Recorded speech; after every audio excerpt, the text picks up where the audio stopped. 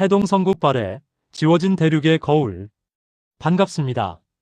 수리 역사학자 김진경입니다. 우리는 일부를 통해 고구려의 요동이 하북성 한단이었음을 수리적으로 입증했습니다.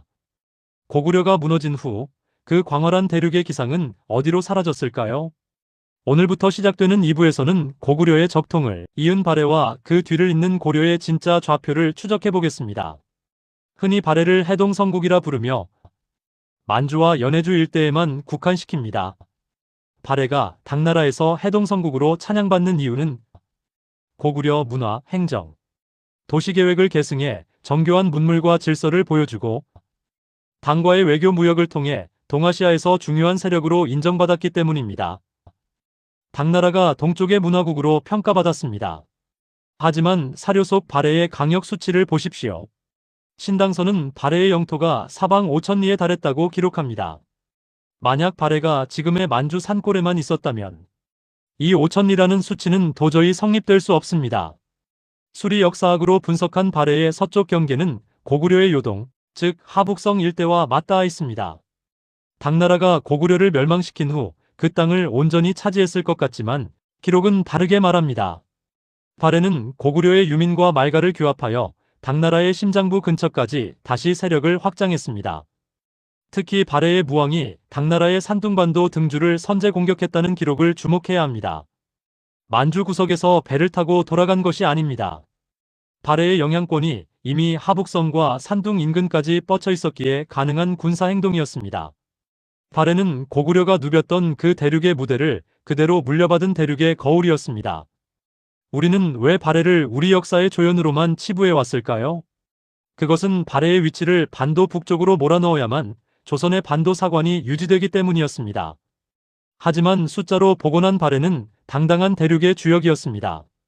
11회를 시작으로 저는 여러분과 함께 발해의 오경이 실제로 어디에 위치했는지 그리고 그 좌표들이 어떻게 대륙고려로 이어지는지 수치로 하나하나 증명해 나갈 것입니다. 대륙사의 맥박은 끊기지 않았습니다. 다음 시간에 뵙겠습니다. 좋아요, 구독 감사합니다. 발해 오경의 비밀. 왜 한반도에는 흔적이 없는가? 반갑습니다. 수리 역사학자 김진경입니다. 지난 시간 우리는 발해가 당나라의 심장부를 위협했던 대륙의 강자였음을 확인했습니다. 오늘은 그 증거를 더욱 구체적으로 파고들어 보겠습니다. 바로 발해의 통치 중심지였던 오경의 위치입니다. 사료가 말하는 오경의 거리와 좌표를 대입하면 지금껏 우리가 알던 지도는 완전히 무너집니다.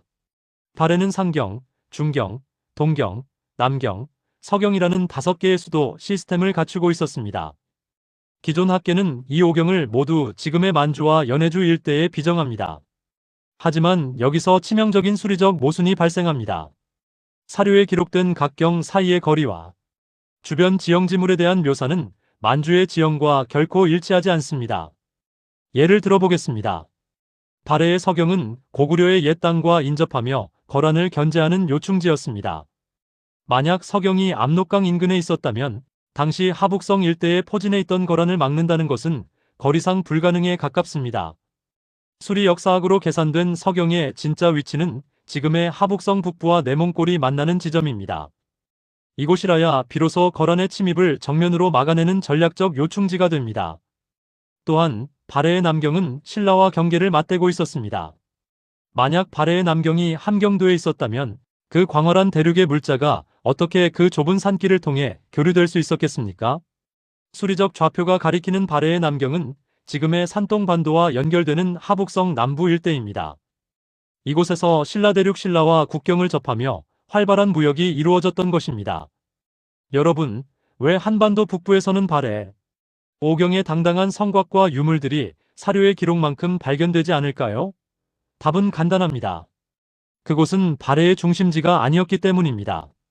진짜 발해의 오경은 대륙의 심장부에 건설되었고 그 흔적들은 지금도 요동이라는 지명과 함께 하북성 땅 밑에 잠들어 있습니다. 우리가 오경의 좌표를 바로잡을 때 비로소 발해가 왜 해동성국이라 불렸는지 그 거대한 위용이 드러납니다. 다음 시간에는 이 발해의 오경 시스템이 어떻게 고려의 서경과 동경으로 계승되는지 그 놀라운 연결고리를 수리적으로 추적하겠습니다. 좋아요, 구독 감사합니다. 고려 서경의 미스터리. 평양은 대륙에 있었다. 반갑습니다. 수리 역사학자 김진경입니다. 우리는 앞서 고구려와 발해의 중심지가 하북성 일대였음을 확인했습니다. 그렇다면 고구려를 계승한 고려는 어떠했을까요? 고려사 기록을 보면 묘청이 서경으로 천도하자고 주장하며 그곳이 대화세의 명당이라 칭송합니다. 오늘 저는 여러분께 묻겠습니다. 지금의 반도 평양이 과연 대륙 전체를 호령할 만한 그 거대한 기운의 땅입니까? 숫자가 말하는 고려의 서경, 그 진짜 좌표를 공개합니다. 고려 초기의 기록에는 서경의 위치를 가늠할 수 있는 이정표들이 명확히 등장합니다. 특히 거란이나 여진과의 전쟁 기록을 수리적으로 분석해보면 반도의 평양으로는 도저히 설명되지 않는 물리적 거리가 나타납니다. 거란의 수십만 대군이 압록강을 건너 반도의 평양까지 내려오는 속도와 그 사이의 보급로, 그리고 고려군이 요격했던 지점들을 좌표로 찍어보면 그 무대는 하북성 한단 북쪽의 광활한 평원지대를 가리킵니다. 수리 역사학적 관점에서 고려의 서경은 고구려의 옛 도읍이었던 요동평양, 즉 지금의 하북성 일대에 위치했습니다. 고려가 끊임없이 북진 정책을 폈던 이유도 단순히 땅을 넓히려 했던 것이 아니라 고구려의 심장부였던 대륙의 서경을 온전히 회복하고 그곳을 기반으로 중원을 경영하려 했기 때문입니다.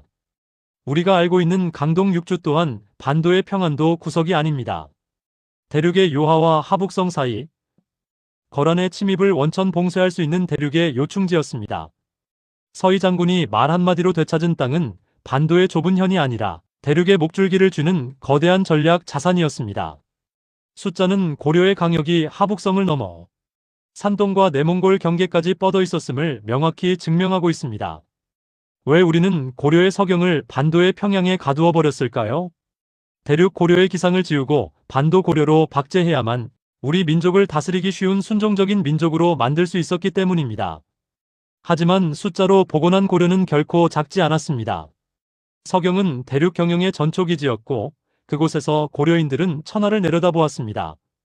다음 시간에는 고려의 동경과 남경의 좌표를 추적하며 대륙 고려의 삼경 체제가 어떻게 완성되었는지 수치로 보여드리겠습니다. 좋아요, 구독 감사합니다.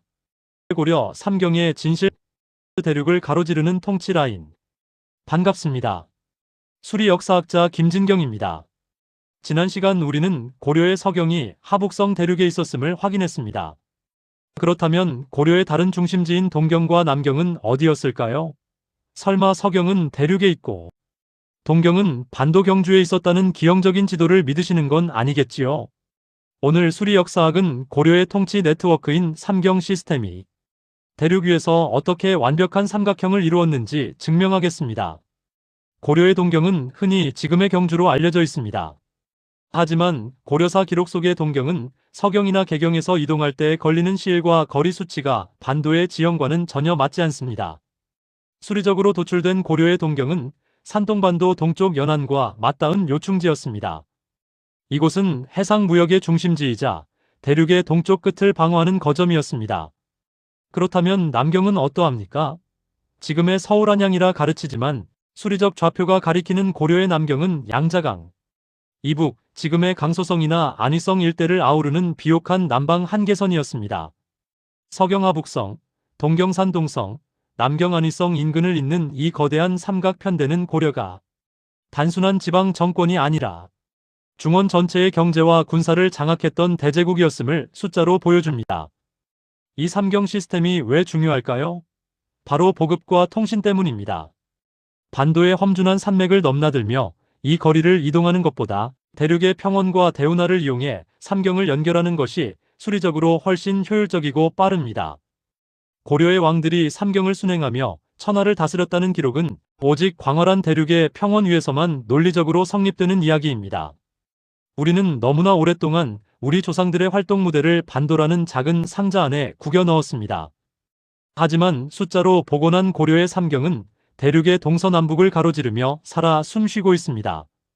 우리가 이 좌표를 회복하는 순간 고려는 코리아라는 이름으로 전 세계의 명성을 떨쳤던 그 위대한 해상대륙 강국의 면모를 되찾게 됩니다.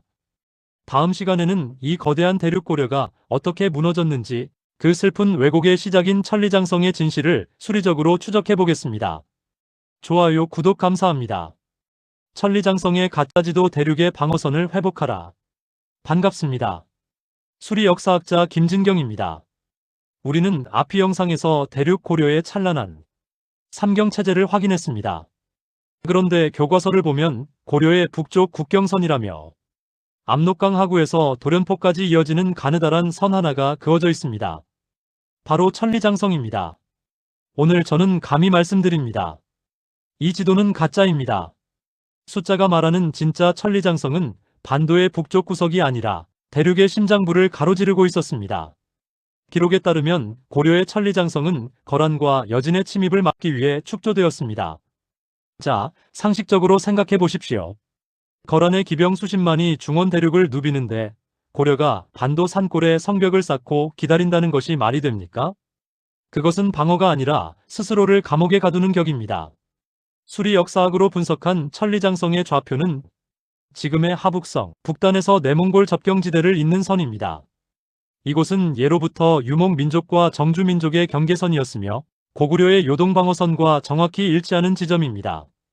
고려는 고구려의 옛 땅을 회복한 뒤 대륙의 주인이 되기 위해 그 거대한 방어선을 다시 구축했던 것입니다. 왜 이 장성이 반도 안으로 들어왔을까요? 일제강점기 식민 사학자들은 우리 역사를 반도라는 작은 울타리에 가두기 위해 대륙의 지명을 반도로 옮겨 심었습니다. 요하를 압록강으로, 천리장성을 평안도 성벽으로 둔갑시킨 것입니다. 숫자로 계산된 장성의 길이는 천리가 훨씬 넘습니다. 반도의 지형에서는 그만한 길이가 나올 수도, 그만한 전략적 가치가 성립될 수도 없습니다. 천리장성은 우리 민족의 한계선이 아니라 대륙을 경영하던 자부심의 선이었습니다. 이 선이 반도 안으로 밀려내려오는 순간 우리는 대륙의 주인이 아닌 반도의 소국으로 전락하고 말았습니다. 이제 우리는 이 가짜 지도를 지워야 합니다.